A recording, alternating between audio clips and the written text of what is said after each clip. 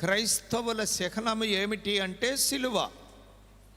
అందుకే మనం సిలువ ఎక్కడైనా ఉంచవచ్చు, ఎక్కడైనా అట్టి వేసుకోవచ్చు, ఎక్కడైనా నిలబెట్టుకోవచ్చు, ఎక్కడైనా ధరించుకోవచ్చు.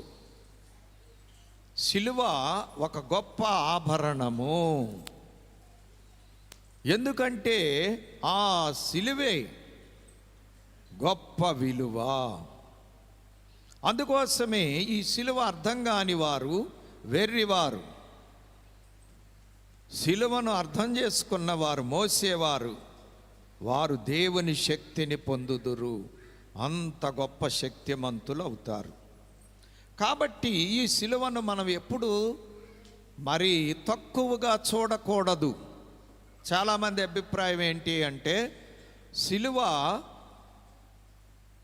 యేసు ప్రభు వారికి కలిగినప్పుడు ఆయన సిలువను జయించలేక మరణించారు, తనను తాను రక్షించుకోలేకపోయారు. ఇది మరి నశించే వారి యొక్క వెర్రి ఆలోచన. అర్థమైనటువంటి వారికి ఆ సిలువే ప్రభువుకు గొప్ప విలువ. ఆ సిలువే అందరికీ రక్షణాధారం. ఆ సిలువే పరలోకమును తెరవగలిగిన తాళపు చెవి. ఆ సిలువే మనలను ఉన్నతమైన గొప్ప ఘనులుగా, అలాగే అధికారము కలిగిన, ఆధిక్యత కలిగిన వారుగా చేసేటువంటి ఆయుధం. దీన్ని మనం గ్రహించాలి. చూడండి, బైబిల్ గ్రంథములో కొన్ని విషయాలలో కొన్ని లేఖనాల్లో మనకు కనపడతాయి. యోబు గ్రంథం 10వ అధ్యాయం 15వ వచనములో యోబు గారు తెలియజేస్తూ ఉన్నారు. ఏమని అంటే, నేను దోషకృత్యములు చేసిన ఎడల నాకు బాధ కలుగును, నేను నిర్దోషినై ఉండినను అతిశయపడను, అవమానముతో నిండుకొని నాకు కలిగిన బాధను చూశారండి. నేను నిర్దోషిగా ఉన్నా, నాకు అవమానము కలిగినట్లుగా నేను భావించుకొని, అంటే ఏ తప్పు చేయలేదు, ఏ తప్పు చేయకపోయినప్పటికీ అవమానము కలిగితే ఆ అవమానాన్ని యోబు గారు ఎలాగా భావించుకుంటున్నారు అనేటువంటిది మనం చూచినట్లయితే ఆయన ఏమంటున్నాడు చెప్పండి. 10వ అధ్యాయము 15వ వచనములో, నేను నిర్దోషినై ఉండినను అతిశయపడను, అవమానముతో నిండుకొని కలిగిన బాధను తలంచుకొనుచుండెదను. చూశారండి, ఆయనేమి బాధపడ్డంట. ఎందుకంటే నిర్దోషిగా ఉన్నాను కాబట్టి అవమానానికి బాధపడవలసిన పని లేదు.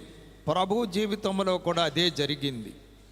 కీర్తనలు 4:2లో మనం చూసినట్లయితే, నరులారా ఎంతకాలము నా గౌరవమును అవమానముగా మార్చెదరు. చూశారండి, మనుషులు ఏం చేస్తున్నారట, దేవుని యొక్క గౌరవమును అవమానముగా మార్చుచున్నారట. దేవుని యొక్క గౌరవము ఏమి? యేసు ప్రభువారే. యేసు ప్రభువారి గౌరవం ఏది? సిలువే.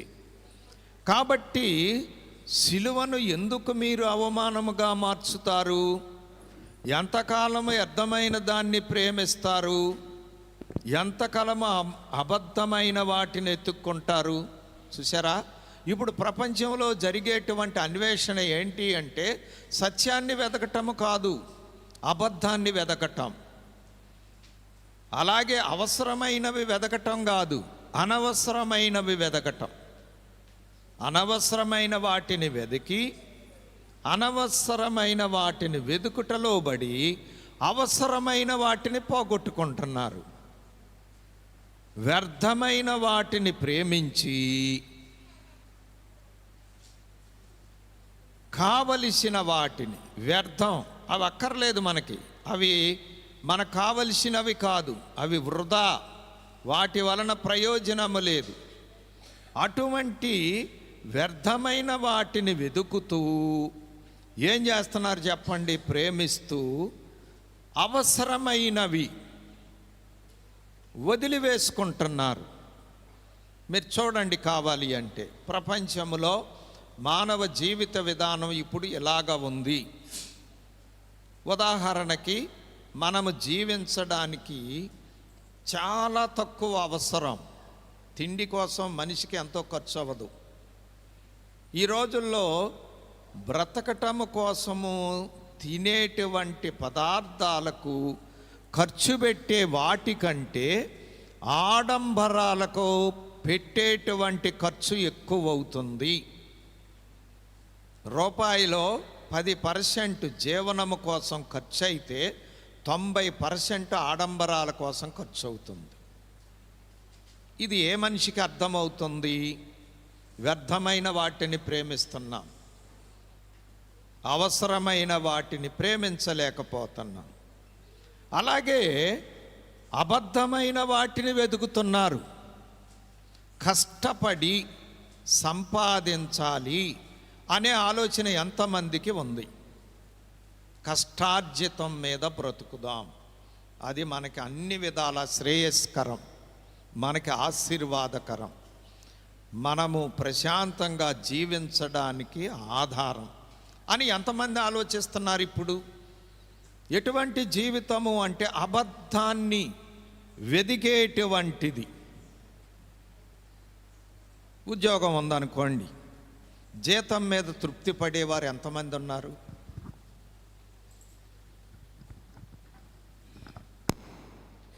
రెండవ చెయ్యి ఉపయోగించేవారు ఎంతమంది ఉన్నారు?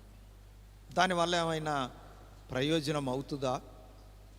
ఇతరులను బాధ పెట్టడం జరుగుతుంది, ఇతరులకు హాని జరిగే పనులు చేయవలసి ఉంటుంది, నేరస్తులుగా ముద్రించబడే పరిస్థితి ఉంటుంది. అందరికీ తెలుసా సంగతి, అయినా అదే చేస్తారు, వెతుకుతారు వాటి కోసం. చూసారా?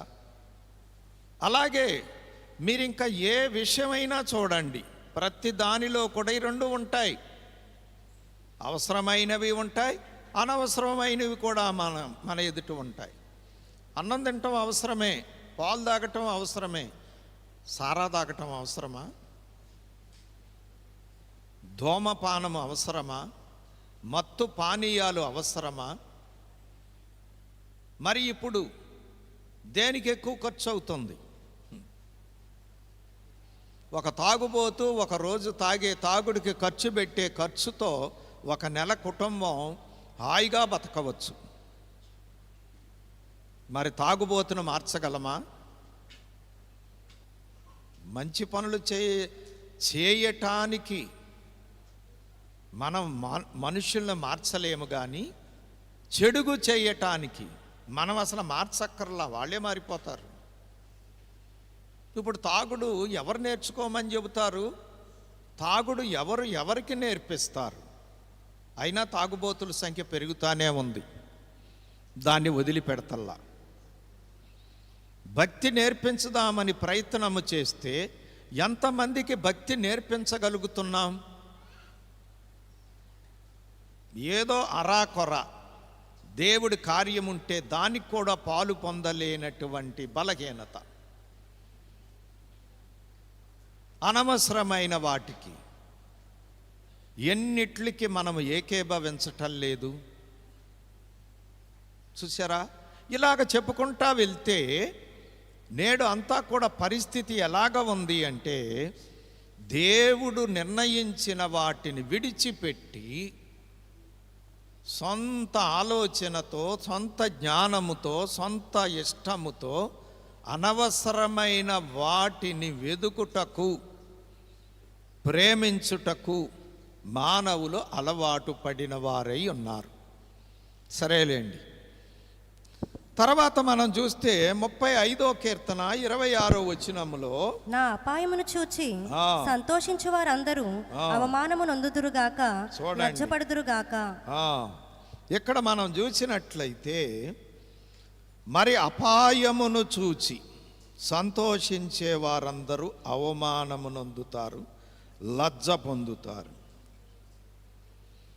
ప్రభువు యొక్క అవమానము చూసి అనేకులు నవ్వుకున్నారు, హేళన చేశారు.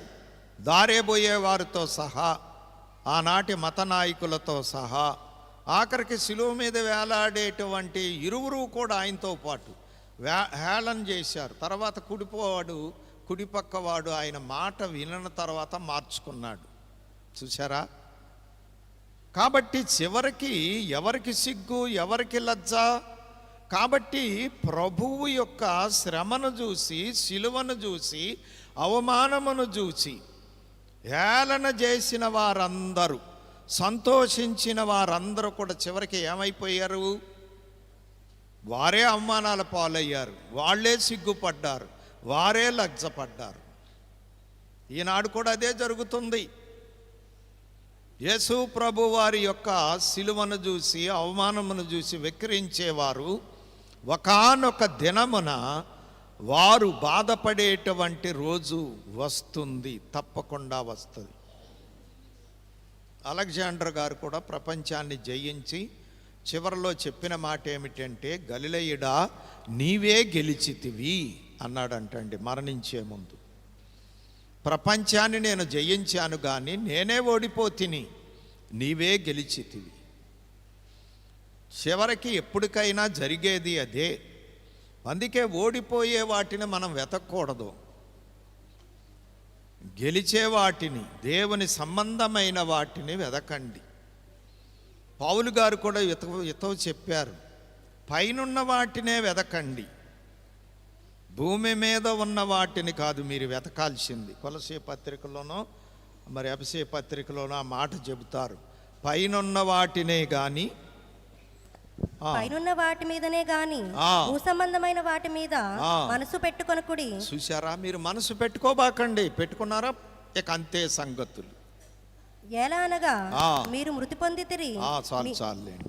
కాబట్టి ప్రియమైన వారలారా, 44 కీర్తన 16, నేను దినమెల్లా నా అవమానమును తలపోయిచున్నాను, సిగ్గు నా ముఖమును కమ్మి ఉన్నది. చూడండి, ఇక్కడ మనం ఆలోచించినట్లయితే, నేను దినమెల్లా అవమానము తలపోయుచున్నాను, సిగ్గు నా ముఖమును కప్పి ఉన్నది. శత్రువుల్ని బట్టి, పగ తీర్చుకొని వారిని బట్టి. చూసారా? శత్రువులను బట్టి, పగ తీర్చుకునే వారిని బట్టి దినమెల్లా నాకు అవమానమే, సిగ్గే నా ముఖమునకు కమ్మి ఉన్నది. చూశారండి? యేసు ప్రభు వారి జీవితంలో జరిగింది. అయినా కానీ ఆయనేమి సిగ్గుపరచబడలేదు. 69:19 మనం చూసినట్లయితే, నిందయు సిగ్గును అవమానమును నాకు కలిగినని మీకు తెలిసి ఉన్నది, నా విరోధులందరూ నీకు కనబడుచున్నారు. చూసారా? ప్రభువు నిందలబడ్డారు, సిగ్గుపడ్డారు, అవమానించబడ్డారు, అన్నీ ఆయనకి సంభవించినవి. అయినా కానీ ఆయన విలువ తగ్గలేదు. ఆయన ఏమై ఉన్నాడో ఆ స్థితిలో నుండి ఎన్నడూ కూడా తగ్గించబడలేదు. అంతవరకే జరిగింది. అయితే ఇప్పుడు ఈ అవమానమును దేవుడు ఎలాగ మార్చుతాడు? మనకి ఎలాగ అవమానం మేలవుతుంది? యెషయా 49:23 మనం చూసినట్లయితే, రాజులు నిన్ను పోషించు తండ్రులుగాను, వారి రాణులు నీకు పాలిచ్చు దాదులుగాను ఉండెదరు. వారు భూమి మీద సాగిలపడి నీకు నమస్కారము చేసెదరు, నీ పాదముల ధూళి నాకెదరు. అప్పుడు నేను యెహోవా అనియు, నా కొరకు కనిపెట్టుకుని వారు అవమానము నొందరనియు నీవు తెలుసుకొందువు. నా కొరకు కనిపెట్టుకొని వారు అవమానము నొందరనియు నీవు తెలుసుకొందు. చూశారండి? ఎంతమంది ఎన్ని చేసినా చివరకు జరిగేదేంటి? దేవుని కొరకు కనిపెట్టుకునే వారికి, దేవునితో సంబంధం ఉన్నవారికి ఏ విధమైనటువంటి హాని ఎవ్వరూ చేయలేరు, ఎవ్వరూ ఏమి చెయ్యలేరు. ప్రభువు చెయ్యనివ్వడు. అవమాన పాలు కానివ్వడు. అవమానములో నుండి అధికారమును ఘనతను అనుగ్రహించేవాడై ఉన్నారు. మరి యోసేపును ఎంతోమంది అవమానాలు పాలు చేశారు. ఇంట్లో అన్నలు అమ్మేశారు, అక్కడ ఎక్కడ అన్ని అవమానాలు ఎక్కడికి వెళ్ళినా. కానీ వాటిని అన్నిటినీ కూడా దేవుడు ఏం చేశాడు? మార్చివేశాడు, అధికారిగా నిలబెట్టుకున్నారు. 61 యెషయా గ్రంథం 7వ వచనం ఒకసారి చూడండి. మీ అవమానమునకు ప్రతిగా రెట్టింపు ఘనత నొందుదురు, నిందకు ప్రతిగా తాము పొందిన భాగము ననుభవించి వారు సంతోషింతురు. వారు తమ దేశంలో రెట్టింపు భాగమునకు కర్తలగుదురు, నిత్యానందము వారికి కలుగును. చూశారండి, అవమానమునకు ప్రతిగా రెట్టింపు ఘనత, నిందకు సంతోషం, దేశములో రెండింతల ఆశీర్వాదం, నిత్యానందం. నిత్యానందం అంటే పరలోకంలో ఎప్పుడు ఉండి ఆనందించేటువంటి ధన్యత. కాబట్టి సిలువలో అవమానం ఉన్నమాట వాస్తవమే, ఆ అవమానములో అధికారము ఉన్నమాట కూడా వాస్తవమే.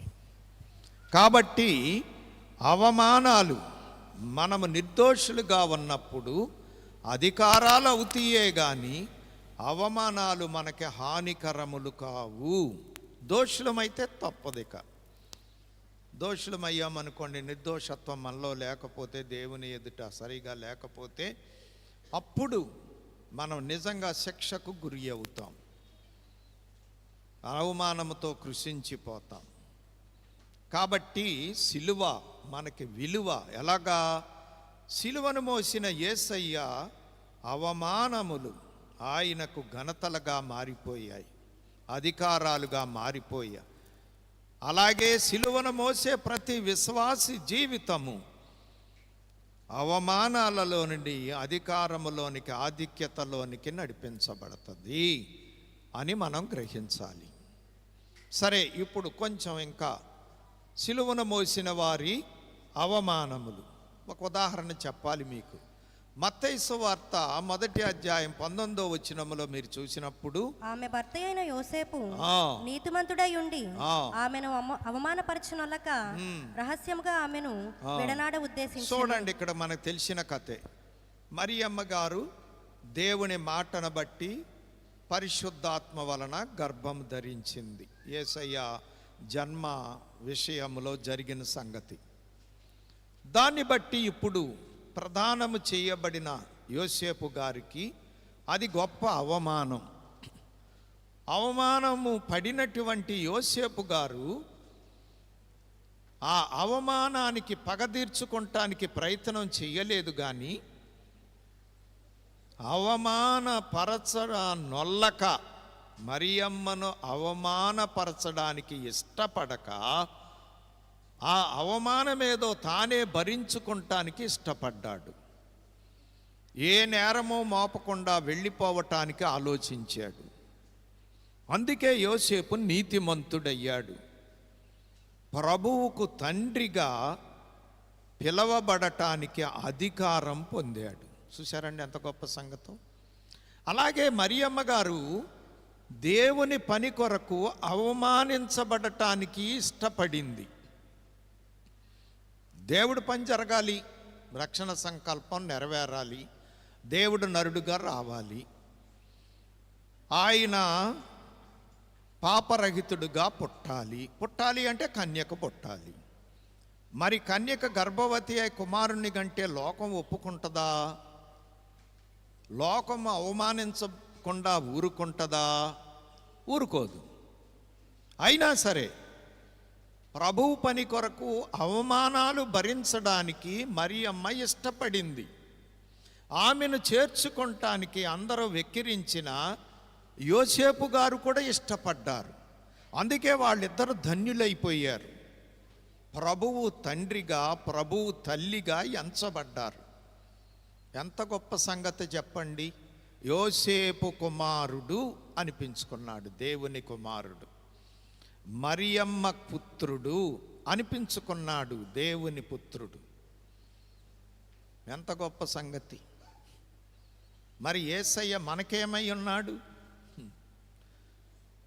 ఆయనను వెంబడించితే కదా సిలువ మోసుకుంటూ మనకు కూడా ఆ భాగ్యాలు దక్కేది. అయితే మనము దేవుణ్ణైనా సిలువేస్తాం, లేకపోతే లోకాన్నైనా సిలువేస్తాం. లోకమును సిలువ వేసిన వారు దేవుణ్ణి సిలువ వేయరు. లోకమును సిలువ వేయలేని వారు ఖచ్చితంగా దేవుణ్ణి సిలువేస్తారు, ఆయన్ని బాధ పెడతారు. ఇది సంగతి. కాబట్టి అవమానములు, ఘనతలే గాని, గౌరవములే గాని, అవమానములు మనకి హానికరములు కావు. ఎప్పుడు మనము దేవుని క్రమములో ఉన్నప్పుడు, సిలువను ఎత్తుకొని ఆయనను వెంబడించినప్పుడు. ఎలాగా మనకి సిలువ అవమానం అధికారంగా ఉంటుందో బైబిల్లో కొన్ని సంఘటనలు మీకు చెప్తాను, చూడండి. అపొస్తలుల కార్యములు 5వ అధ్యాయం 17 నుండి 23. మరి ఈ వాక్య భాగం అంతా చదివితేనే కానీ మీకు అర్థం కాదు. మరి అదంతా చదివితే మనం 2 గంటలు వాక్యం ధ్యానించాలి. అంత సమయం మనకు లేదు, అంత ఓపిక అంతకంటే లేదు మనకి. అందుకోసం అందులో ఉన్నటువంటి సంగతిని మనము బైబిలు బాగా చదివే వాళ్ళమైతే మనకి ఆ వాక్య భాగం చూడంగానే అర్థమవుతుంది. ఒకవేళ అలాంటి అర్థం కాకపోతే తర్వాత మీరు ఆ వాక్య భాగాన్ని చదువుకోనండి. 25వ వచనం మాత్రం చదువుకుందాం. అప్పుడు ఒకడు వచ్చి, ఇదిగో మీరు చెరసాలలో వేయించిన మనుషులు దేవాలయంలో నిలిచి ప్రజలకు బోధించుచున్నారని వారికి తెలుపగా. ఇక్కడ జరిగిన సంగతి ఏంటంటే, ప్రభు ఆరోహణమై వెళ్ళిన తర్వాత పరిశుద్ధాత్ముడు వచ్చాక, సంఘస్థాపన జరిగాక, పేతురు గారు మాట్లాడినప్పుడు 3000 మంది రక్షణ పొందాక, సంఘము ఉద్భవించి సాగుతూ వృద్ధి చెందుతూ ఉంది. అప్పుడు యోధా మత ప్రవిష్టులు, యోధా మతం మాయమైపోద్దనే భయముతో యేసు ప్రభు వారిని ప్రకటించే వారందరినీ హింస పెట్టడానికి, సంపటానికి పూనుకున్నారు. అటువంటి సందర్భములో మరి వీరు ఏం చేశారు అంటే, అపొస్తలులను పట్టుకొని బలాత్కారంగా, 18వ వచనం చూసుకోండి, మీరు చదవద్దులే కానీ చూసుకోండి చాలు. వారిని పట్టుకొని చెరసాలలో ఉంచారు, జైల్లో పడేశారు తీసుకెళ్ళి. మళ్ళీ ఆ సంఘటనలు ఇప్పుడు కూడా జరుగుతున్నాయి. ఆది సంఘ కాలంలో జరిగాయి, ఇప్పుడు రాకడ కాలంలో కూడా జరుగుతాయి. ముందే ప్రభు చెప్పారు, మనమేం ఆశ్చర్యపడక్కర్లా. ప్రభువును గురించి ప్రకటించే వారిని తీసుకెళ్ళి జైల్లో పారేస్తున్నారు. ఆ రోజు వాళ్ళు ఎంత చెరసాల్లో పడేసినా వాళ్ళని ఆపలేకపోయారు, సంఘ వృద్ధిని ఆపలేకపోయారు. ఈ రోజుల్లో కూడా అంతే, ఎంతమంది ఎన్ని ప్రయత్నాలు చేసినా, తల్లకిందులుగా తపస్చేసినా దేవుని రాజ్యాన్ని అడ్డుకునేటువంటి పవర్ ఎవరికీ లేదు. అది ఎందుకంటే అది దేవుని రాజ్యం, సత్యరాజ్యం, నిత్యరాజ్యం, దేవుడే స్థాపించిన రాజ్యం. ఎవరు ఆపగలరు చెప్పండి? అటువంటి సమయములో ఆ రాత్రి ప్రభువు దూత వాళ్ళని జైల్లో నుండి విడిపించి, సువార్త ప్రకటించండి పోండి అని పంపించేశాడు. వేసిన తాళాలు వేసినట్టే ఉన్నాయి, వేసిన తలుపులు వేసినట్టే ఉన్నాయి. కానీ వాళ్ళు ఏమైపోయారు చెప్పండి? జైల్లో నుండి బయటికి వెళ్ళిపోయారు. ఇలాగే ఉంటాయి దేవుడి కార్యాలు. తెల్లారి పొద్దున్నే వాళ్ళ విమర్శ చేసి శిక్షిద్దామని చెప్పి బంట్రోతులను పంపించారు, వాళ్ళు తీసుకురండి జైల్లో నుంచి అని చెప్పి. అక్కడికి వెళ్తే వాళ్ళు లేరు, జైలు అంతా ఖాళీ, వాళ్ళు బంధించినటువంటి జైలు. అప్పుడు వాళ్ళు చెప్పారు, అయ్యా వేసినవి వేసినట్టే ఉన్నాయి. 23వ వచనం చూసుకోండి ఒక్కసారి మీరు. గాని తలుపులు మూసినవి భద్రముగా, చెరసాల బహుభద్రముగా మూసి ఉన్నది, కావలివారు తలుపుల దగ్గరే కాపలా ఉన్నారు, అన్నీ అట్నే ఉన్నాయి. కానీ లోపల చూస్తే అళ్ళు లేరు. చూసారా? అది క్రైస్తవం. మనం నిజమైన క్రైస్తవులమైతే జరిగేది అది. దేవుడే విడిచిపెట్టాడు. మనం అర్థం చేసుకుందామండి, మనం ఏ క్రైస్తవంలో ఉన్నామో, మన ఒరిజినల్లో డూప్లికేటో తెలుసుకుందాం. మన చరిత్ర ముందు మనం తెలుసుకుంటే ఇంకొకళ్ళ చరిత్రను మార్చగలం, తప్పు చరిత్రను సరిచేయగలం. మన చరిత్రనే మనం సరి చేసుకోకపోతే ఇంకెవరిని బాగు చేయగలం? ఇప్పుడు అదే క్రైస్తవులతో సమస్య. ముందు వాళ్ళే వాళ్ళ చరిత్రను దిద్దుకోలేకపోతున్నారు. వాళ్ళ జీవితాన్ని దిద్దుకోకుండానే మేము క్రైస్తవులం అనుకుంటున్నారు. ఇది ప్రమాదకరం. అపస్తులలాగా చేయలా. మళ్ళీ తెల్లారి ఉదయంలో తెల్లవారగానే వాళ్ళు ఏం చేస్తున్నారు? మరలా దేవాలయంలో నిలిచి బోధిస్తున్నారు. చూశారండి? వాళ్ళేమో వీళ్ళని అవమానించి చెరసాల్లో బారేశారు. దేవుడేమో చెరసాల్లో నుండి విడిపించి మొదలుపెట్టండి మీ పని. చూశారా? అది మనం అసలు సువార్త ఎవరికై ప్రకటించాం కాబట్టి సువార్త పనికి ఆటంకము ఎవరైనా కలిగించినా మనం దేవుని యొక్క భద్రతకు పాత్రులం అవ్వం, గురవుతాం మనం శత్రువుల యొక్క పన్నాగాలకి. ఒకటేనండి మీకు నేను చెప్పేది, నువ్వు ఎప్పుడైతే దేవుని క్రమంలో ఉంటావో నీ జీవితంలోనికి అక్రమము ఏదైనా వచ్చినప్పుడు దేవుడే అక్రమాన్ని క్రమంగా మార్చేస్తాడు. నువ్వు చేయని నేరానికి తీసుకెళ్ళి నేను జైల్లో బారేశారు, నువ్వు క్రమంలో ఉన్నావు, ఖచ్చితంగా దేవుడు కలగజేసుకుంటాడు. నువ్వు క్రమంలో లేవు, అసలు నువ్వు సువార్త ప్రకటించే పని మీదే లేవు. ప్రకటించేవాళ్ళు పడేశారు, వాళ్ళతో పాటు నిన్ను కూడా పడేశారు. వాళ్ళని ఎట్టయినా విడిపిస్తాడు, నువ్వు విడుదల పొందవు. అది జరిగేటువంటి సంగతి. అందుకే క్రైస్తవం గ్రహించాలి, దేవుడి దగ్గర క్రమంలో ఉండాలి, నియమంలో ఉండాలి, నిష్టలో ఉండాలి, నీతిగా ఉండాలి. ఆటలాడకూడదు. ఆటలాడితే మనము కూడా ఆటకు పావులముగా ఉంటాం.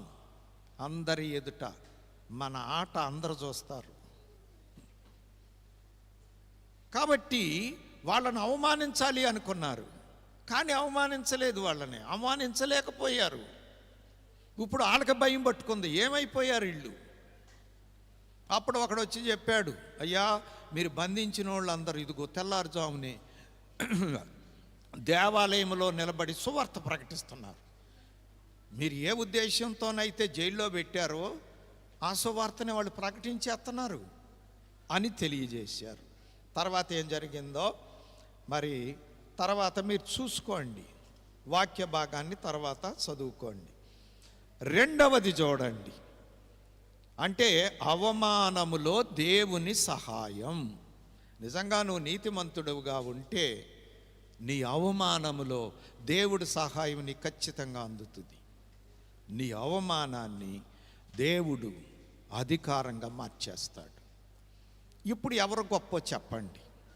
ప్రకటిస్తుంటే జైల్లోకి తీసుకెళ్ళి పడేసిన వాళ్ళు గొప్పోళ్ళ? ఆ జైల్లో అన్ని సైనికులు కాపలా, తాళాలు అట్నే ఉన్నాయి, అన్నీ అట్నే ఉన్నాయి. దాంట్లో నుంచి వెళ్ళి బయటకు వచ్చేసారు. ఇప్పుడు ఎవరు గొప్పోళ్ళో చెప్పండి, ఎవరిది అధికారమో చెప్పండి మీరు. అలాగుంటుంది మన పని. నువ్వు దేవుడి దగ్గర కరెక్ట్గా ఉంటే ఆటలాడబాక. ఆటలాడితే నీకు ఏది దొరకదో అంతా బుస్. నువ్వు సత్యసాక్షిగా ఉండవు, దేవుడికి అబద్ధ సాక్షిగా తయారవుతావు. దేవుడికి నీ వల్ల మహిమ రాదు, అవమానం వస్తుంది. దేవుణ్ణి అవమానాలు పాలు చేసే లిస్టులో ఉంటావు నువ్వు. నీకంటే అన్యుడే మెరుగవుతాడు, అప్పుడు నిన్ను హింసబెట్టోడే మెరుగవుతాడు, నువ్వే తరుగైపోతావు రేపు. వాడు తెలియక చేస్తున్నాడు, ఇప్పుడు నువ్వు తెలిసి చేసుకుంటున్నావు. ఇది భయంకరం. రెండవది ఏమిటి అంటే అదే అపోస్తల కార్యాలు అదే 5వ అధ్యాయము 38వ వచనం నుండి 42వ వచనం వరకు మీరు చూసుకుంటే మరి ఒక సంఘటన 41వ వచనం చదవండి. ఆ నామము కొరకు అవమానం పొందుటకు పాత్రులని ఎంచబడినందున వారు సంతోషించుచు మహాసభ ఎదుట నుండి వెళ్ళిపోయి ప్రతిదినము దేవాలయములోను ఇంటింటను మానక బోధించుచు యేసే క్రీస్తుని ప్రకటించుచుండిరి. తర్వాత ఏం చేశారంటే వీళ్ళందరూ పిలిచారు, వాళ్ళని పట్టుకురండిరా బాబు అని. దేవాలయంలో బోధించే వాళ్ళని తీసుకొచ్చారు. ఇప్పుడు అందరూ ఎదుట నిలబెట్టారు. మేమేం చెప్పాము మీకు, మీరు ఏం చేస్తున్నారు? ఈ నామమును ప్రకటించొద్దని చెప్పే కదా మిమ్మల్ని జైల్లో పారేశాం. మళ్ళీ బయటకు వచ్చి మీరు మళ్ళీ ఆ నామాన్ని ప్రకటిస్తున్నారేంటి అని అడిగారు. అప్పుడు గమలియేలు గారు భక్తుడైన ఆయన లేచి వీళ్ళ ముందు బయటికి పంపిండి అని చెప్పి వాళ్ళతో మాట్లాడాడు. ఏమని మాట్లాడాడు అంటే, వాళ్ళు జైల్లో నుంచి వెళ్ళిపోయారు, ఇది దేవుడి కార్యంలాగా కనపడుతుంది. దేవుని కార్యాన్ని ఎదిరించి మీరు ఏం చేస్తారు? మనకి నిర్ధారణ లేదు కాబట్టి మీరు వాళ్ళ జోలికి వెళ్లకుండా ఉండటం మంచిది అని సలహా చెప్పాడు. ఇంకేం చేస్తారు? మళ్ళీ కొట్టి జైల్లో పరేశారు అనుకుందాం, మళ్ళీ ఇడిపిస్తాడు దేవుడు. ఇప్పుడు ఎవరు క్షేమం అవుతారు? అదే చెప్పాడు గమలియేలు గారు. ఒకవేళ మనం ఏదన్నా తీసుకుంటే అది దైవ కార్యమైతే మనం జయించలేము, దైవ కార్యం కాదనుకో అదే వీగిపోద్ది, మనం ఏం చేయక్కర్లా. ఇది అందరూ తెలుసుకోవటం ఎంత అవసరం. దైవ కార్యాన్ని ఏ మానవుడు ఆపలేడు, ఏ అధికారి ఆపలేడు, ఏ పాలకుడు ఆపలేడు. అది జరిగే పని కాదు. ఒకవేళ దైవ కార్యం కాకుండానే దైవ కార్యం అని ఎవరైనా చెప్పుకున్నారనుకోండి, అలాగ చెప్పుకున్నా కానీ అది ఎంతో కాలం ఉండదు, అది వీగిపోద్ది. ఎందుకంటే నిజంగా దేవుడి కార్యం కాదు కదా, దేవుడి కార్యముగా వాళ్ళు చేస్తున్నారు. దేవుడు చెప్పకుండానే వాళ్ళే నిర్ణయించుకొని వాళ్ళే చేస్తున్నారు కాబట్టి వాళ్ళే పాడైపోతారు ఎప్పటికైనా. ఇంకెవరో వాళ్ళని పాడు చేయక్కర్లేదు అని ఒక ఉదాహరణ కూడా ఆయన చెప్పాడు. ఈ మధ్యనే ఒకళ్ళు లేచాడు కదా, యోధా అనేవాడు, 37వ వచనం చూసుకోండి. వాడు సొంతంగా దేవుడి కార్యం అని చెప్పాడు. తర్వాత ఏమైపోయింది? దేవుని వలన కలిగింది కాదు కాబట్టి వాడు పోయాడు, వాడిని అమ్మడించిన వాడు కూడా పోయారు. ఎప్పటికైనా అదే జరుగుద్ది. కాబట్టి మనం వీళ్ళ జోలికి వెళ్లకుండా ఉండటం మంచిది అని చెబితే అప్పుడు వాళ్ళకి ఏం చేశారు అంటే తమ అధికారాన్ని ఉపయోగించి వాళ్ళని ఏదో దెబ్బలు కొట్టి ఇక ఈ నామాన్ని ప్రకటించబాకండి అని తమ పరువు కాపాడుకుంటానికి కొట్టి వదిలిపెట్టేశారు. అప్పుడు వాళ్ళు ఏమనుకున్నారంట? 41వ వచనంలో మీరు చదివారు, దేవుని నామము కొరకు మనము తన్నులు తినటానికి పాత్రులమయ్యాం అని సంతోషపడ్డారంట వాళ్ళు. చూశారండి, ఇది అవమానమా అధికారమా? శత్రువులు ఏమీ చేయలేక ఆఖరికి చేతులు ఎత్తేసి ఏదో నామమాత్రంగా శిక్షించి వదిలిపెట్టేశారు. మనం దేవుని వరుసలో ఉంటే మన జీవితంలో జరిగే కార్యాలు ఇలాగుంటాయండి. కాబట్టి అవమానములో సంతోషము. బా, దేవుడి కొరకు మనం ఈరోజు తన్నులు తిన్నాం, రేపు పరలోకములో ఈ తన్నులు తిన్నందుకు మనకి ఎంత బహుమానం ఉందో. తప్పులు చేసి తన్నులు తినబాకుండా, చాలా ప్రమాదం, అది అవమానం. నీతిగా ఉండి నష్టపడండి, ఏం పర్వాలా. భూలోకములో మహిమ, పరలోకములో బహుమానం. కాబట్టి అవమానములో సంతోషం. వాళ్ళు అవమానించారు, ఆ అవమానం వీళ్ళకి సంతోషం అయిపోయింది. నీ అవమానం కూడా సంతోషంగా మారుస్తాడు. నువ్వు దేవుళ్ళో కుదురుగా ఉండు. దేవుడి దగ్గర సరిలేకపోకుండా నువ్వు ఉన్నావనుకో, అవమానం ఇంకా 4 గంటల ప్రమాదం అయిపోద్ది నీకు. 3వది చూడండి, అదే అపొస్తలుల కార్యాలు 16వ అధ్యాయం 25 నుంచి 34 వచనాల వరకు మీరు చూస్తే ఇక్కడ 26వ వచనం ఒక్కటి చదవండి. అప్పుడు అకస్మాత్తుగా మహాభూకంపం కలిగెను, చెరసాల పునాదులు అదరెను, వెంటనే తలుపులన్నీ తెరుచుకొనెను, అందరి బంధకములు ఊడెను. చూడండి ఏం జరిగిందో, ఇది మనకు తెలిసిందే. ఇక్కడ పౌలు శీలలు ప్రభువును ప్రకటిస్తున్నారు. ప్రకటిస్తూ ఉంటే పుతోను అనే దెయ్యాన్ని వదలగొట్టారు. అక్కడ జరిగిన సంఘటన మీరు పైన ఆ అధ్యాయం అంతా క్షుణ్ణంగా జరిగితే, వాళ్ళు ఊరుకోలా. పౌలు గారు విశ్రాంతి దినాన సముద్ర బోధించాడు. లూదియా కుటుంబం రక్షణ పొందింది. దెయ్యం శకునాలు చెబుతుంది, దాని ద్వారా వాళ్ళు గొప్ప ఆదాయం పొందుతున్నారు దాని యజమానులు. ఆ దెయ్యాన్ని గద్దించి పారదోలాడు పౌలు గారు.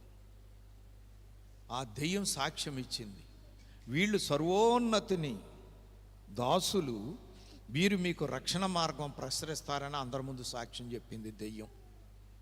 చూసారా, వీళ్ళకి నష్టం అయిపోయింది. ఎవడో రావట్లేక సోది చేపించుకుంటాకి కడుపు మండిపోతుంది వీళ్ళకి. అప్పుడు ఆ లాభ సాధనం పోయిందని చెప్పి వీళ్ళని మెల్లిగా, వీళ్ళు మనం వద్దనుకున్న సువార్త ప్రకటిస్తున్నారని చెప్పి తీసుకెళ్ళి మళ్ళీ జైల్లో బారేశారు. కొట్టించి జైల్లో పెట్టి బొండాలు బిగిచ్చి, అంటే కాళ్ళకి కదలటానికి ఉండదు, ఇక మెదలటానికి ఉండదు అన్నమాట. ఆ జైల్లో పడేస్తే ఒళ్ళంతా దెబ్బలు రక్తం కారుతుంది. కాళ్ళేమో బొండంలో బిగించారు. రాత్రి సమయం, కొనుకు తీయటానికి ఛాన్స్ లేదు. అటువంటి సమయంలో వాళ్ళు 25వ వచనంలో మధ్యరాత్రి వేళ వాళ్ళు ప్రార్థన చేసి పాటలు పాడుతున్నారు. చూడండి ఎంత ఆశ్చర్యం. మనం నేర్చుకోవాల్సిన విషయాలండి. మనం అసలు పాటలకే రాం, మిస్సింగ్. ఒకవేళ వచ్చినా నోరు మెతకం. అనవసరం పాటలన్నీ పాడతాం, మళ్ళీ కుండ్రాగాలు తెస్తాం. అవసరమైన పాటలకి నోరు తెరవం. అర్ధరాత్రికేడ గాయాలతో బొండ బిగించి అననుకూల పరిస్థితులలో అర్ధరాత్రి సమయంలో వాళ్ళు ప్రార్థన చేస్తూ పాటలు పాడుతున్నారు. అసలు దేవుడికి ఎంత ఆనందంగా ఉంటుందో ఆలోచించండి ఒకసారి. మనల్ని చూస్తే దేవుడికి ఎంత దుఃఖం, ఎంత విచారం చెప్పండి. అయ్యో ఇదేంటి, పాటలు పాడే సమయంలో కూడా కూర్చొని నోరు తెరిచి పాట పాడరేంటి వీళ్ళు అంటే, దేవుడు అంటే మనకి ఎంత అర్థమైంది? దేవుణ్ణి గణపరచడానికి మనం ఏం చేయగలుగుతున్నాం? అసలు అర్థం ఉందా మన భక్తికి? ఒక క్రమం ఉందా మన భక్తికి? దేవుడు సంతోషపడేటువంటి పరిస్థితి ఉందా మన భక్తికి? భక్తుడు దేవుణ్ణి మెప్పించాలండి. కష్టములో కూడా నీ దేవుణ్ణి మహిమపరచాలండి. అదే సిలువ మోయటం. సిలువ మోయటం అంటే అది. అంతేగాని యేసయ్య దగ్గరికి వచ్చి నాకు అది ఇవ్వయ్యా, ఇది ఇవ్వయ్యా, ఇది కాదు. ఇది స్వార్థం. ఇది దేవుణ్ణి ఆయన ఇచ్చే వాటి కొరకు వెంబడించడం, అంతేగాని ఆయన కొరకు బ్రతికే బ్రతుకు కాదు ఇది. దేవుడి దగ్గరికి ఎందుకు వచ్చాను అంటే నా మేళ్ళు కోసం వచ్చాను. ఇది ఒక బ్రతికేనా? దేవుడికి ఉపయోగమేనా ఈ బతుకు? దేవుడికి మహిమేనా ఈ బతుకు? అందుకు కాదు దేవుడు మనల్ని పిలిచింది. తన పరలోక రాజ్య వారసత్వం మనకి ఇవ్వటానికి, దానికి తగిన విధముగా ఈ లోకములో మనము జీవించి ఆయన్నే మహిమపరచడానికి, ఆయనకు సాక్షులుగా బతకటానికి అందుకు పిలిచాడు మనల్ని. కాబట్టి అభ్యాసం చేసుకో భక్తి. బాగా బైబిల్ చదువు, బాగా వాక్యం విను, ఒక భక్తుడిగా తయారవ్వు. నన్ను ఎందుకు ప్రాణం పెట్టి యేసయ్య నన్ను రక్షించాడు అంటే, తన వెనకాల సిలువ మోసుకొని ఆయన్ని వెంబడించి ఆయనలాగా తండ్రిని మహిమపరచడానికి. అంతేగాని ఆయన అడ్డం పెట్టుకొని లోకాన్ని సంపాదించుకుంటానికి కాదు. ఎప్పటికి అర్థమవుతుందో ఈ సంగతి క్రైస్తవానికి? ప్రేమైనటువంటి వారలారా, దేవుడే ముగ్ధుడైపోయాడు. వెంటనే ఏమైపోయిందండి? చెరసాల కదిలిపోయింది. మహాభూకంపం, పునాదులు అదిరెనో, తలుపులు తెరుచుకొనెనో, బోండాలు బంధకాలు ఊడిపోయాను. చూసారా ఏం జరిగిందో? అది నీ భక్తికి రుజువు. అబ్బాయి ఏం జరగట్లేదండి, ఏం పరిష్కారం? ఇంకా నీకు పరిష్కారం అసలు దేవుడి దగ్గరికి వస్తే కదా, దేవుడి నియమంలోనూ ఉంటే కదా, దేవుడికి నీ ప్రార్థన ఇష్టమైతే కదా. నీ ప్రార్థన దేవుడి దగ్గరికి వెళ్లకుండా అపవాది ఆపేత్తండే, నీ ప్రార్థన అపవాదిని దాటి వెళ్ళలేకుండే. దానియేలు ప్రార్థన అంటుకున్నాడు పారసీకుల అధిపతి అపవాది. 20 రోజులు ఆపజేసేసాడు. పోరాటం జరుగుతుంది, గబ్రియేలు జయించలేకపోతున్నాడు. ఇది ముదురు కేసు అపవాది. అప్పుడు మిఖాయిలు వచ్చాడు, అప్పుడు గద్దించాడు. అప్పుడు దానియేలు ప్రార్థన దేవుడి దగ్గరికి వెళ్ళింది. మరి నీ ప్రార్థన అన్నిటినీ ఛేదించుకొని దేవుడి దగ్గరికి వెళ్ళేటట్టుందా? నువ్వు ఇన్నాళ్ళ నుంచి ప్రార్థన చేస్తున్నా, ఎందుకు నెరవేరటలేదో నీకు అర్థమయ్యిందా? నేను చేసే ప్రార్థన ఎందుకు నెరవేరటల్లా అంటే నా ప్రార్థన ఎక్కడ ఆగుతుంది? నా ప్రార్థనకి ఎందుకు జవాబు రావట్లా? ఎక్కడుంది పొరపాటు, ఎక్కడుంది అని పరీక్ష చేసుకోవాలి. పరీక్ష చేసుకొని దిద్దుకోవాలి. ఏమీ చేయకోకుండానే మనం ప్రార్థన చేసేస్తే మాటలే కదా, తేలికే కదా. గుడి అక్కర్లేదా? గుళ్ళోకి వచ్చి ప్రార్థన చేసుకో అక్కర్లేదా? ఎప్పుడు ఇంటికాడైనా, ఇంటికాడ ఉంటే పెట్టుబడి లేదు కదా, పని చేయడక్కర్లేదు కదా, పనులు జడకూడదు, ప్రార్థనకు జవాబులు రావాలా. ప్రార్థన చేసే సమయం లేదు కానీ ప్రార్థనలకు జవాబులు కావాలి. అసలైన చెరసాలలో పెడితే కుయ్యో మోరో అని ఆడవాలి. మమ్మల్ని ఎప్పుడు ఇడిపిస్తావయ్యా అని ఆయనకి ప్రార్థన చేయాలి. చేస్తున్నారా? అననుకూల పరిస్థితుల్లో దేవుణ్ణి మహిమపరుస్తున్నారు.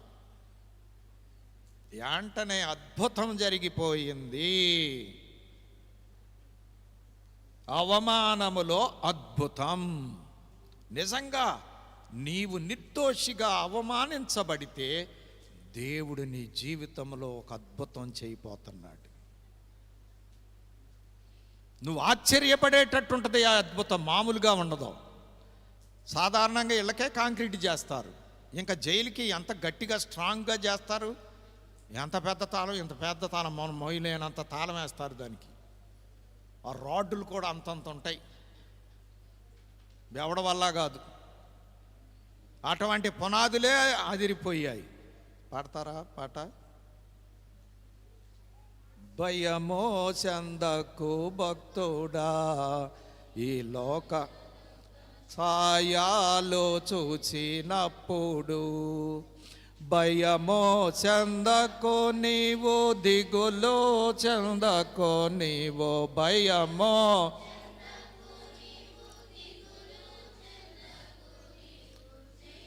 మిచ్చిన యెహోవన్నాడు. ఓ భక్తుడా ప్రాణం పెట్టిన యేసై శరసాల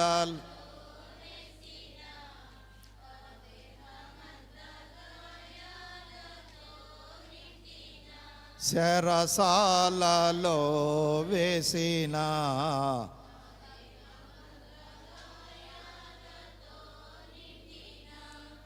పాడి కీర్తించి పౌలు శీలాలో కొనియాడ, పాడి శీలాలో భూకంపం కలుగాలేదా ఓ భక్తుడా. ఎంత ఆనందమండి! భూకంపం, అన్నీ ఊడిపోయినాయి, లైట్లన్నీ ఆరిపోయినాయి. జైలు అధికారికి గుండె హాల్ట్ అయిపోయింది. రోమీయులు భయంకరులు. తెల్లారితే ఈ జైలు అధికారి ఉరి, మరణశిక్ష. వెంటనే అతడు ఏం చేయబోయాడు? తన్ను తాను చంపుకోబోయాడు. చంపుకోబోతే అప్పుడు పౌలు గారు కేకేశారు. చూడండి ఎంత జ్ఞానమో పౌలు గారికి, భక్తుడండి ఆయన. ఇదంతా చూస్తూనే ఉన్నాడు ఆయన, జైలు అధికారిని చూస్తున్నాడు. అరే మామూలు చచ్చిపోతున్నాడు వీడు అని చెప్పి, బాబు మేము బతికే ఉన్నాం ఇక్కడ, మేము ఎక్కడికి పోలా, నువ్వేం సొంకోబాకు, మేము ఎక్కడికి పోము, నీకేం వచ్చినా భయం లేదు, అపాయం లేదు అని చెప్పి కేకేశాడు. అప్పుడు వాడు పొడుచుకోవటం ఆపాడు, ఆశ్చర్యపడ్డాడు, లైట్ వెలిగించాడు, వచ్చి మాట్లాడాడు. మాట్లాడే బట్టి ఆడికి ఆశ్చర్యం అయిపోయింది. ఇదేంటి, నేరస్తులు ఎవడైనా సందు దొరికితే ఊరుకుంటారా? వీళ్ళు వెళ్లకుండా తప్పించుకోకుండా ఇక్కడే ఉన్నారేంటి ఇంకా? అప్పుడు మేము ఎక్కడికే వెళ్ళాం అని చెప్తే ఆడికి ఆశ్చర్యం వేసింది. ఆశ్చర్యం వేసి ఏం చేశాడు అంటే, వాళ్ళని తీసుకొచ్చి వాళ్ళకి పరిచర్య చేసి సాగిలపడి నమస్కారం చేసి, అయ్యలారా రక్షణ పొందుటకు నేను కూడా మీ దేవుడిని నమ్ముకోవాలనుకుంటున్నాను. అమ్మో మీ దేవుడు చాలా గొప్పోడు, కాబట్టి ఆ దేవుణ్ణి నమ్ముకుంటానికి, నేను రక్షణ పొందుకుంటానికి ఏం చేయాలి అని అడిగాడు. ఇదండి క్రైస్తవం. అంతేనా? మనల్ని అందరూ హేళన చేస్తున్నారా? నిజంగా నీలో క్రైస్తవం ఉండి హేళన చేస్తే నువ్వు ధన్యుడివే. నీలో క్రైస్తవ నియమం లేకుండా హేళన చేస్తే దేవుడేం మాట్లాడ్డు? ఎందుకు మాట్లాడతాడు ఆయన? ముందు నువ్వు సరేవలేదు కదా, నువ్వు మహిమపరచటం లేదు కదా, నీ ద్వారా ఆయనకి మహిమ రావట్లేదు కదా. నువ్వే అవమానాలు పాలు చేస్తుంటే, దేవుణ్ణి పాపాలు చేసి అది చేసి ఇది చేసి దేవుడి దగ్గర కుదురుగా ఉండకుండా, దేవుడికి వ్యతిరేక పనులు చేసి దేవుణ్ణి లెక్క చేయకుండా ఆటలాడుతుంటే దేవుడు ఏం చేస్తాడు? నీ జీవితంలో అద్భుతం చేయగలడా? చూశారా? అద్భుతం జరిగింది, వాళ్ళు విడుదల పొందారు. అంత మాత్రమే కాదు, ఒక పాపి పావనుడైపోయాడు. అప్పుడు చెప్పాడు పౌలు గారు, మేము ఎందుకు ఇలాగ నిలబడ్డామంటే దానికి కారణం యేసయ్య. మా దేవుడు ఎంత గొప్పవాడో చెబుతా. అయినా ఆయన్ని బంధించారో, ఏ తప్పు చేయలే, అయినా ఎట్ట వచ్చినట్టు కొట్టేశారు, గాయాలు చేసేశారు, సిలువలో చంపేశారో, ఏమీ మాట్లాడలా నా రక్షకుడు. ఆయన్నే మేము నమ్ముకుంది. మేము ఎలాగ తప్పు చేస్తాం? ప్రాణాలన్నా వదులుతాం, కానీ ఆ దేవుడికి అవమానం వచ్చే పని మేం చేస్తామా? ఇది మా చరిత్ర. మా దేవుడు ఇంత గొప్పోడు, ఆయన కోసమే నిలబడుతున్నాం, ఆయన కోసమే ఈ జైల్లోకి వచ్చాం అని చెప్పేశాడు. అమ్మో, అట్టయితే నాకు ఆ దేవుడు కావాలి ఇప్పుడే, ఈ క్షణమే. మనకెన్నాళ్ళు పడుతుంది దేవుడు అర్థం అవటానికి? బాప్తిసం పొందటానికి ఎన్ని సంవత్సరాల ఆలోచన, అసెంబ్లీ పార్లమెంట్ సమావేశం? ఎందుకండి నాశనం అవటానికి? కాకపోతే ఈ ఆలోచనలన్నీ బాగుపడటానికేనా? బాగుపడే ఆలోచనలు చూడండి. ఆ క్షణమే ఏం జరిగింది? వాక్యం విన్నారు. ఆ రాత్రి గడియలోనే 33వ వచనం ఏం చేశారు అంటే, గాయాలు కడిగి ఇంటి వారందరూ బాప్తిసం పొందిరి. ఆ రోజు రాత్రి వరకు ఇతడు అన్యుడు. వారి యొక్క గొప్ప ప్రవర్తన చూసి ఆ రాత్రే దేవుని బిడ్డగా మారిపోయాడు. ఓ విశ్వాసిని, బ్రతికి ఎలాగ ఉంది? లోకము ఎదుట అనేకులను రక్షించేదిగా ఉందా? అనేకులు ప్రభు దగ్గరికి రాకుండా అడ్డుపడేదిగా ఉందా? అడ్డుబండలుగా ఉందా? నిన్ను బట్టి దేవుడి నామం అవమానాల పాలవుతుందా? ఏం జరుగుతుంది? కాబట్టి అవమానములో అద్భుతం. అదే 16వ అధ్యాయం 4వ చూడండి, 35 నుంచి 40 వచనముల వరకు మీరు చూడగలిగినట్లయితే, అప్పుడు వీళ్ళు ఆ రాత్రి బాప్తిసం పొందేశారు, ఆనందించారు, అక్కడే ఉండిపోయారు. తెల్లారి పొద్దున్నే ఏం జరిగిందంటే, ఆ మనుషుల్ని విడుదల చేయమని చెప్పండి అని కబురు వచ్చింది. అప్పుడు పౌలు ఏమన్నాడంటే, నేను రోమీయుణ్ణి, నేరం రుజువు అవ్వకుండానే మమ్మల్ని తీసుకొచ్చి జైల్లో పెట్టారు, మేమంత తేలిగ్గా వెళ్తాం అనుకుంటున్నారా, దీనికి సంజాయిషి చెప్పాలి వాళ్ళు అన్నాడు. వాళ్ళ గుండెలు జారిపోయాయి. వీళ్ళు రోమీలా, మేము రోమీలం అనుకోలేదు, అందుకే శిక్షించాం, జైల్లో పడేసాం కొట్టి. రోమీల్ని నేరం రుజువు అవ్వకుండా కొడితే వీళ్ళకి శిక్ష పడుతుంది. గడగడ ఉనికిపోయారు. గబగబగా వచ్చారు, వచ్చి బతిమలాడారు, అయ్యా మాది పొరపాటు అయిపోయింది, మమ్మల్ని క్షమించండి అని బతిమలాడుకొని వాళ్ళు ఏం చేశారు అంటే, చూడండి 39వ వచనం. వారిని బతిమాలుకొని వెలుపలికి తీసుకొని పోయి పట్టణము విడిచిపోండని వారిని వేడుకొనెను. చూడండి ఎంత రివర్స్ అయిపోయింది. అదండి అవమానము, అధికారం. జైల్లో పడేసిన వాళ్ళే వచ్చి మాది తప్పు అయిపోయిందని ఒప్పుకొని వాళ్ళని తీసుకొని మర్యాదగా ఊరు వెలుపల దాకా పంపించి, అయ్యా అయ్యా ఈ సంగతి ఎవరితో అనబాకండి, మమ్మల్ని క్షమించండి, మీకు ఇష్టం వచ్చిన చాటుకి వెళ్ళిపోండి. చూసారా ప్రియమైన వారలారా, అవమానములో ఆధిక్యత. వాళ్ళు నీళ్ళు బంధిస్తున్నారా, వీళ్ళు నాళ్ళు బంధిస్తున్నారా చెప్పండి ఇప్పుడు మీరు. వీళ్ళకి ఆళ్ళు లోబడుతున్నారా, వాళ్ళకి వీళ్ళు లోబడుతున్నారా? మనం ఎవరికి లోబడుతున్నాం? మనకెవరు లోబడుతున్నారు? ఆలోచించండి, జవాబు వెతకండి. ఎందుకు జరగట్లా ఇలాగ నా జీవితంలో? ఆ యేసు ప్రభువునే కదా నేను నమ్ముకుంది, పౌలు శీలను నమ్మిన వాళ్ళనే కదా నేను నమ్ముకుంది. మరి నాకెందుకు జరగట్లా, వాళ్ళకెందుకు జరిగింది? నువ్వు పౌలు శీలలాగా లేవు, వాళ్ళలాగా తయారవు, భక్తుల్లాగా తయారవు. నీ జీవితంలో ఎందుకు జరగదు అద్భుతం? నా జీవితంలో జరుగుతుంది, నీ జీవితంలో ఎందుకు జరగదు? ప్రియమైనటువంటి వారులారా అర్థం చేసుకుందాం. కాబట్టి 4వది అవమానములో ఆధిక్యత, అధికారం. 5వది చూడండి, ఎబ్రీ పత్రిక 11వ అధ్యాయం 36 నుండి 40 వచనముల వరకు.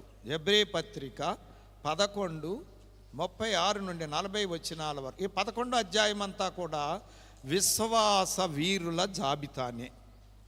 దేవుడి కొరకు రోషము కలిగి పనిచేసి హింసలు పొందిన వారు ఈ 11వ అధ్యాయంలో ఉన్నారు.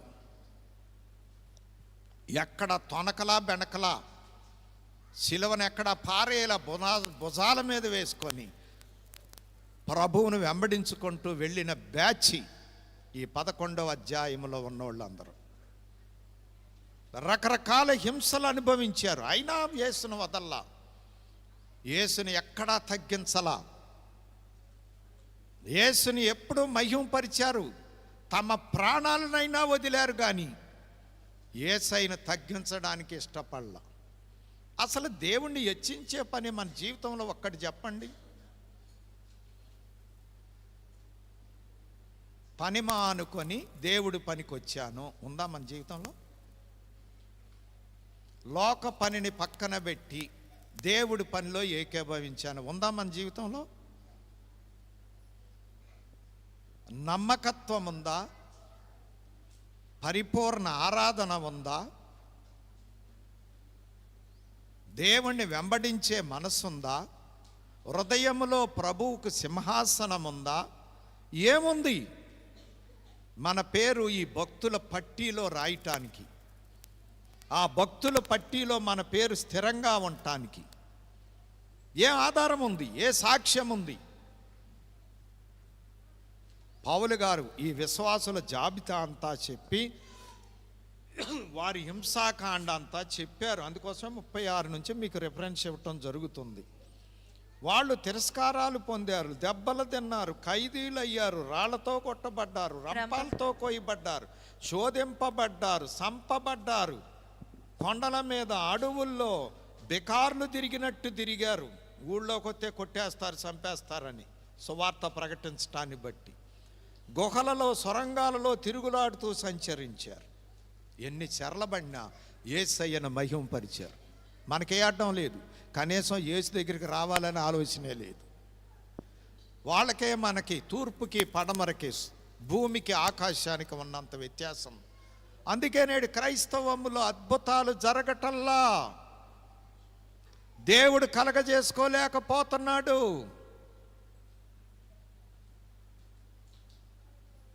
పిరికితో, భయముతో, వణుకుతో, గడగడలాడుతూ జీవిస్తున్నాం. ఇది కాదు క్రైస్తవ బ్రతుకు. పిరికి గల ఆత్మను ఆయన మనకు ఇవ్వలేదో, ధైర్యము గల ఆత్మనే ఇచ్చాడు. ఎందుకు పిరికోళమైపోతున్నాం? ఆచరణ లేక, సిద్ధబాటు లేక, ఆయన సిలువను మన సిలువను ఎత్తుకొని ఆయన్ని వెంబడించలేక ఈ బాధలన్నీ పడుతున్నాం. అప్పుడు చెప్పారు పౌలు గారు చివరికి వచ్చేటప్పటికి 38వ వచనం చివరి భాగములో, అట్టివారికి ఈ లోకము యోగ్యమైనది కాదు, మరి శ్రేష్టమైన లోకాన్ని దేవుడు వారి కొరకు సిద్ధం చేస్తున్నాడు. అవమానములో నీకు శ్రేష్టమైన లోకం దొరుకుద్ది.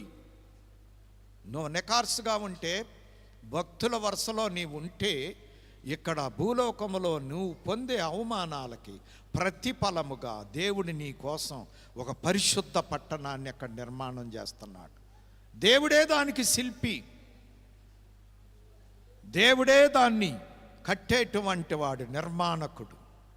అంతా బంగారమే, అన్నీ ముత్యాలే, అన్నీ రత్నాలే. ఆయనే దీపం, ఆయనే ఆలయం. ఆహా, ఎంతని వర్ణించగలం. భూలోకములో ఆయన గురించి అవమానాలు పాలవుతున్నావా? ఏం పర్వాలా, ఇంకా ఎక్కువ పట్టడానికి ఇష్టపడు. ఒకవేళ నిన్ను క్రైస్తవుడు అయినందుకు హేళన చేస్తున్నారా? ఇంకా సంతోషపడు. శ్రేష్టమైన బంగారు పట్టణం నీ కోసం సిద్ధంగా ఉంది. సరేలేండి, 6వది చూద్దాం. ఎబ్రీ పత్రిక 12వ అధ్యాయం మొదటి 2 వచనాలు. ఇంత గొప్ప సాక్షి సమూహము మేఘం వలె మనలను ఆవరించి ఉన్నందున, చివరి చదివేసేయండి అమ్మ. ఆయన తన ఎదుట ఉంచబడిన ఆనందము కొరకై అవమానమును నిర్లక్ష్యపెట్టి సిలువను సహించి దేవుని సింహాసనము యొక్క కుడి పార్శ్వమున ఆసీనుడై ఉన్నాడు. అది యేసయ్య తన ముందున్నటువంటి ఆనందము వైపు చూస్తూ అవమానమును నిర్లక్ష్యపెట్టి, అంటే పక్కన పెట్టేసి, మరి ఆయన్ని పట్టుకున్నారు, బంధించారు, కోట్లన్నీ తిప్పారు, సిలువ మోయించారు, సిలువ వేస్తున్నారు.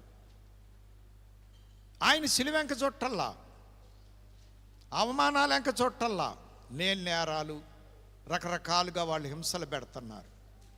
వాటి వెనకాల ఉన్న పునరుద్ధానం చూస్తున్నాడు. ఆ పునరుద్ధానములో ఉన్న ఆనందాన్ని, సంతోషాన్ని, జయాన్ని చూస్తున్నాడు ఆయన. అందుకే ఈ అవమానమును నిర్లక్ష్యపెట్టి ముందుకు సాగిపోయాడు. మరి మనం ఏం చూస్తున్నాం? కళ్ళు మూసుకున్నా తెరుచుకున్నా లోకమే కనపడుతుండే, ధనమే కనపడుతుండే, మనకున్న పనులే కనపడుతుండే, రేత్రి పోగులు కూడా. ఇదే కదా మన భజన, లోక భజన, పాప భజన, అనవసర భజన, వ్యర్థమైన భజన. భజన సంఘంబు మనదే అన్నారు అయ్యగారు పాటల్లో. మరి మనది ఏ సంఘం? భజన సంఘంబా, భోజన సంఘంబా? భోజన సంఘం అంటే తిండి కొరకు ఆతురపడే వ్యవహారం. ఇక ఎప్పుడు ఇదే గొడవ లోకంలో. ఏం చేద్దాం, ఏం సంపాదిద్దాం, ఏం తిందాం, ఏం తాగుదాం. ఇది భోజన సంఘం, భజన సంఘం కాదు. అందుకోసమే పౌలు గారు విశ్వాస వీరుల జాబితా చెప్పి, వారికి ఈ లోకం తగింది కాదండి, తగింది కాదు ఈ పాడు లోకం. అందుకే దేవుడు గొప్ప లోకాన్ని చేస్తున్నాడు అని చెప్పి 12వ అధ్యాయం ఆరంభించాడు. ఇంత గొప్ప సాక్షి సమూహము మేఘము వలె మన పైన ఆవరించింది. ఇశ్రాయేలీయుల అరణ్య ప్రయాణంలో పైకి చూస్తే మేఘం కనపడుతుంది. పగటి వేళ మేఘస్తంభం, రాత్రి వేళ అగ్ని స్తంభం కనపడుతుంది. మనం పైంక చూస్తే పరలోకం ఎంక చూస్తే, గత చరిత్ర ఎంక చూస్తే మనకేం కనపడుతుంది? భక్తులు నడిచినటువంటి మార్గం, భక్తులు జీవించిన జీవితం, భక్తులు ప్రదర్శించిన భక్తి జీవితం గొప్ప సాక్ష్యముగా ఉంది. అపొస్తలులు ఒక సాక్ష్యం, పౌలు గారు ఒక సాక్ష్యం, స్తెఫను గారు ఒక సాక్ష్యం. సంఘ చరిత్రలో పురుషోత్తమ సహోదరి గారు ఒక సాక్ష్యం, సాధు సుందర సింగ్ గారు ఒక సాక్ష్యం, కైలాస ఋషి గారు ఒక సాక్ష్యం, విలియం కేరీ.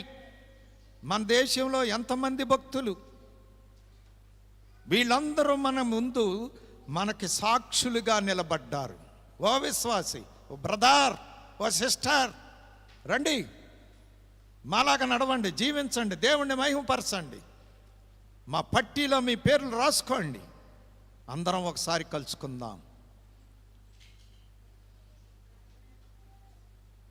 ఉందా? ఈ పట్టీలో నీ పేరుందా? నీ జీవితంలో ఆ సాక్ష్యం ఉందా? అందుకోసం చెబుతున్నారు ఇక్కడ పౌలు గారు. ఎంత గొప్ప సాక్షి, సమూహంగా మనకి సాక్ష్యముగా ఉంటే మనం కూడా ఏం చేద్దాం? సులువుగా చిక్కులు పెట్టు పాపాన్ని, ప్రతి భారాన్ని విడిచిపెట్టి ఆయన వైపు చూస్తూ, ఆయన ఎలాగ పందెం రంగంలో పరిగెత్తాడు, అవమానాన్ని నిర్లక్ష్యం పెట్టి ఆనందం వైపు మనం కూడా పరిగెత్తుదాం, మనం కూడా సంపాదించుకుందాం ఆయనలాగా, భక్తుల్లాగా అని హితవు చెబుతూ ఉన్నాడు. కాబట్టి అవమానములో ఆనందం ఉంది. నీ అవమానం ఆనందంగా మారిపోద్ది. భక్తులకు మారిపోయింది. యోసేపు కొన్ని సంవత్సరాలు అవమానాలు భరించుకున్నాడు, ఆఖరికి సింహాసనం మీద కూర్చున్నాడు. ఆనందమే ఆనందం. సరేలేండి. 7వది, పేతురు గారు రాసి మొదటి పత్రిక 2వ అధ్యాయం 12వ వచనం.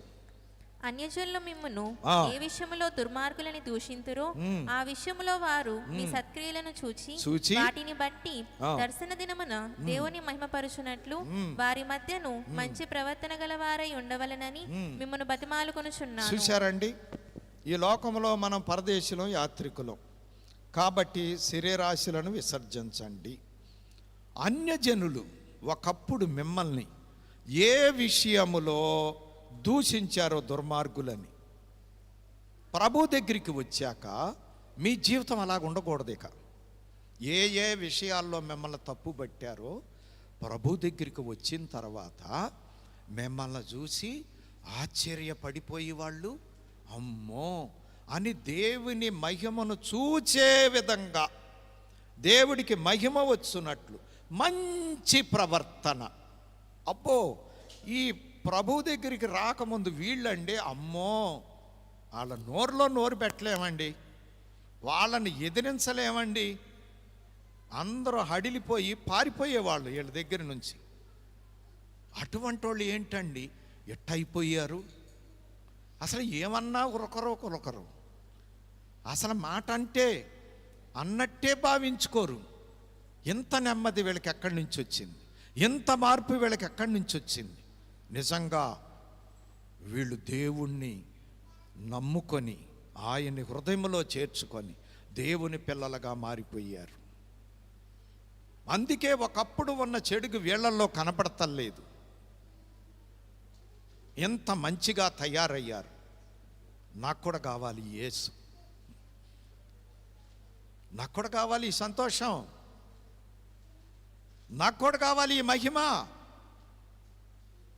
అని అన్యజనులు మిమ్మల్ని కొనియాడేటట్టు, దేవుణ్ణి మహిమపరిచేటట్లు వారి ఎదుట మీ జీవితము ఉండాలి. ఉందా? ఒక్కసారి పరీక్ష చేసుకుందాం. అవమానములో దేవునికి మహిమ, అవమానములో దేవునికి మహిమ. ఒకప్పుడు దేవుడికి అవమానంగా ఉన్న నేను ఇప్పుడు దేవుడికి అవమానంగా లేను, దేవుడికి మహిమగా ఉన్నాను. నన్ను చూసిన వాడు దేవుణ్ణి చూసేటట్టున్నాను. ఒకప్పుడు నాలో రాక్షసులను చూశారు, తాగుబోతులను చూశారు, తిండిబోతులను చూశారు, చెడ్డోళ్ళను చూశారు, అంతకులను చూశారు, మోసగాళ్లను చూశారు, భయంకరులను చూశారు. ఇప్పుడు నాలో క్రీస్తును చూస్తున్నారు, దేవుణ్ణి చూస్తున్నారు. ఇది కావాలి. ఒకప్పుడు దేవుణ్ణి అవమానించిన వాళ్ళం, ఇప్పుడు దేవుణ్ణి మహిమపరిచే వాళ్ళం. కాబట్టి ప్రియమైన వారలారా, సిలువలో అవమానము, అవమానములో అధికారము. నీ అవమానముతో పరలోకపు తాళపు చెవి తెరగలవా? నువ్వు ఎంతైనా అవమానాలు పడి వచ్చారు, ఇష్టం వచ్చినట్టు తిట్టేశారు నిన్ను. ఎందుకు? యేసుని నమ్ముకున్నందుకు, యేసు బిడ్డగా ఉన్నందుకు, యేసును గురించి వాళ్ళకి చెబుతున్నందుకు. సహించుకోగలవా?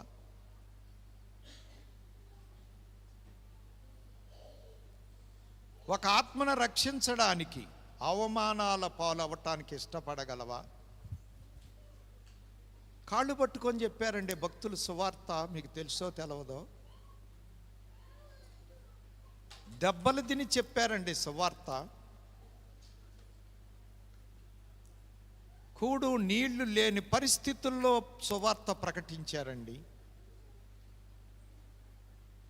ఎన్ని అవమానాలైనా ప్రభువు కొరకు సహించుకున్నారండి, దేవుణ్ణి మహిమపరిచారండి. సరేలేండి. కాబట్టి ప్రభు అది కోరుకున్నారు నీ నుండి. ఎవడైనను నన్ను వెంబడింప కోరిన ఎడలా తన సిలువను ఎత్తుకొని నన్ను వెంబడించవలెను. నీ అవమానం నీకు ఆశీర్వాదం అవ్వాలి, నీ అవమానం నీకు జయం అవ్వాలి, నీ అవమానములో నువ్వు శాసించే పరిస్థితుల్లోకి రావాలి. కఠిన హృదయాలను కరిగించాలి. రక్షణ లేని వారికి రక్షణ నీ అవమానం ద్వారా జరగాలి. యేసయ్య కొట్టినా మాట్లాడలా, తిట్టినా మాట్లాడలా, ఎంత అవమానించినా నోరు మెదపల. అంతే ఇప్పుడు ప్రపంచం సాగిలపడుతుంది యేసయ్యకి. నీవు కూడా యేసులాగా ఆ సిలువను ఎత్తుకుంటే నీ ఇంటోళ్ళు నీకు సాగిలపడరా? నీ చుట్టూ ఉన్నవాళ్ళు నీకు సాగిలపడరా? నమస్కారం చేయరా? నీలో దేవుణ్ణి చూసి నీకు నమస్కారం చేయకపోవచ్చు, నువ్వు మోసే సిలువను చూసి నమస్కారం చేస్తారు. యేసయ్య సిలువ నీలో చూసి వాళ్ళు నిన్ను గౌరవిస్తారు. అభ్యాసం చేద్దాం. సిలువలో సిరులు, సిలువలో సంపదలు, సిలువలో భాగ్యములు ఎన్నో ఉన్నాయి. సంపాదించుకో. భూలోకములో నెగిటివ్, పరలోకములో పాజిటివ్. సిలువలో నెగిటివ్ ఒక పక్క ఉంది, పాజిటివ్ ఒక పక్క ఉంది. నీకు నెగిటివ్ను పాజిటివ్గా మార్చే పరిస్థితి సిలువలో ఉంది. అందుకే సిలువలో అవమానము, అవమానములో అధికారము, గౌరవము, ఘనత. కాబట్టి సిలువను మోసుకుందాం, అవమానాలను అధికారాలుగా మార్చుకుందాం. అట్టి ధన్యత ప్రభువు దయచేయునుగాక. ఆమేన్. మరణాతా.